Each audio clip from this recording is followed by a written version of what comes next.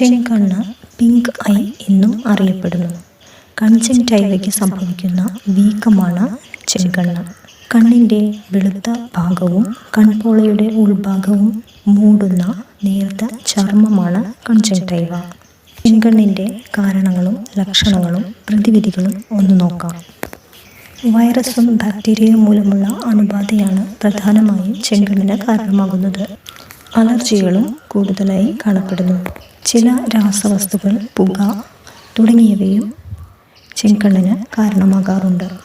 കണ്ണിന് ചുവപ്പോ പിങ്കോ നിറം അനുഭവപ്പെടുന്നു. ഇത് പിന്നീട് വീക്കമായി മാറുന്നു. ഇളം മഞ്ഞയോ ഇളം പച്ചയോ നിറത്തിലുള്ള സ്രവം വരാം. കണ്ണിന് ചൊറിച്ചിലോ പോറലോ അനുഭവപ്പെടുന്നു. കണ്ണിൽ കുത്തുന്നത് പോലെയോ കത്തുന്നത് പോലെയോ അനുഭവപ്പെടാം. വെളിച്ചത്തോടുള്ള സംവേദനക്ഷമത പ്രകടിപ്പിക്കും. കണ്ണ് തിരുമ്മുന്നത് ഒഴിവാക്കുക. കഴിയുമെങ്കിൽ കണ്ണിൽ നിന്നും വെള്ളം അല്പാൽപമായി കളയാൻ ശ്രദ്ധിക്കുക. നല്ല ശുചിത്വം ശീലിക്കുക.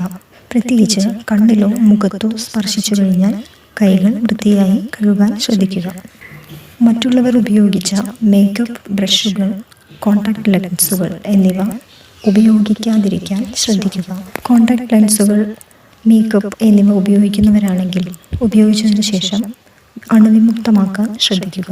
ഗുരുതരമായ വേദന, കാഴ്ചയ്ക്ക് മങ്ങൽ അനുഭവപ്പെടുക, ഇരട്ടയായി കാണപ്പെടുക, കടുത്ത പനി, കണ്ണിൽ നിന്നും ഇളം മഞ്ഞയോ പച്ചയോ നിറത്തിലുള്ള ദ്രാവകം പഴുത്തതുപോലെ പുറത്തേക്ക് വരിക എന്നിവ കാണപ്പെട്ടാൽ എത്രയും പെട്ടെന്ന് ഒരു ഹെൽത്ത് പ്രൊഫഷണലിനെ കണ്ടിരിക്കണം.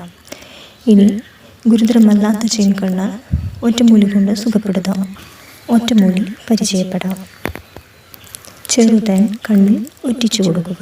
നന്ദ്യാർ വട്ടത്തിൻ്റെ ഇലയോ പൂവോ മുട്ടോ നുള്ളിയെടുക്കുമ്പോൾ കിട്ടുന്ന പാല് പോലുള്ള ദ്രാവകം കണ്ണിൽ ഒറ്റിച്ചു കൊടുക്കുക.